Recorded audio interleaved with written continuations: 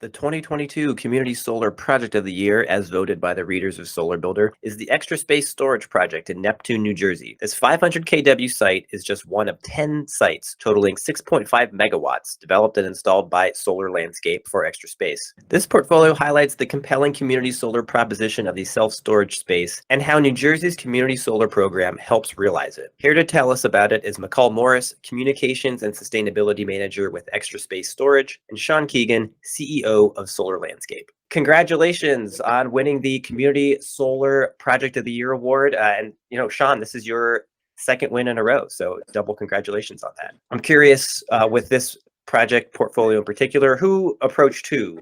We reached out to Extra Space. So they've been a leader in solar for a long time on-site. And so when the community solar program came around where we could use the rest of the space, we know that they have relatively low on-site load, so it made sense. And Extra Space was quick to act. Yeah, and so community solar on self-storage building does seem like a perfect marriage to me, at least for a few reasons. So McCall, I want to turn to you on the Extra Space side of things.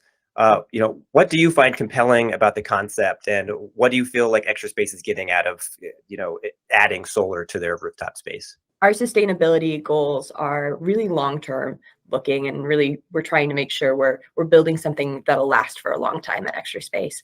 And solar has been such a great investment for us as we see it continually year over year reduce our energy use per square footage. And then when you can find projects like this that take it beyond just the environmental piece and become a social piece, become something for the community, become a way to give back, it's just such a win for us. And so we're so glad to have such wonderful partners who brought us this project, and we're great to work on this, that we could make this happen. What's your history in adding solar to the building so far? Yeah. So we've been adding solar to our buildings for over a decade now. Currently, I think we have over 53% of our Extra Space owned buildings are solar powered. This last year we invested, I want to say it was like $17 million into solar projects across the US. So it's something we've been doing a lot. And like Sean mentioned, most of the time we're putting solar on our buildings to be able to offset our own energy use.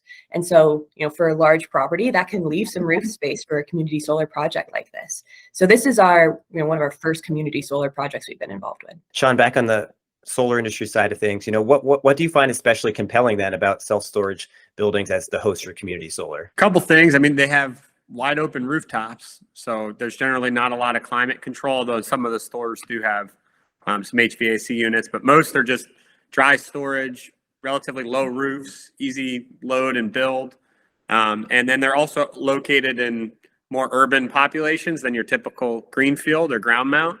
So the self-storage sites are near where people can store their goods. So there's a higher probability of interconnection, the interconnection availability or capacity being that you're near the load. What is the actual load of the facilities anyway? It depends if they have climate control, how many stories the building is, but on like a single story, which is the most typical type of self-storage building, where they don't have climate control, you need maybe like 10 to 15% of the roof for their like office space and the lighting. You're usually very energy efficient, so it's a relatively low portion of the roof.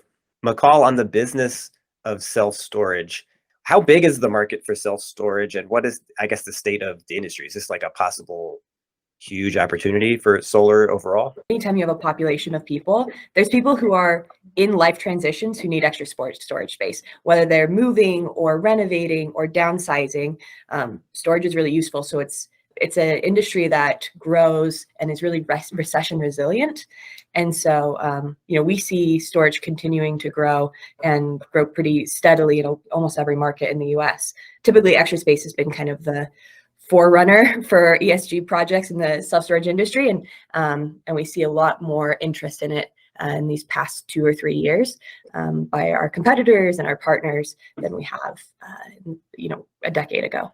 So Sean, is the model for making a self-storage, a community solar project most compelling in New Jersey because of its specific community solar program and the incentives for supporting low and moderate income subscribers? Or could you see this model expanding to other states? It already is expanding to other states, and we're working on a few of them. And it really comes down to program design. So it is cheaper to put solar out in a field than it is to put solar on a rooftop.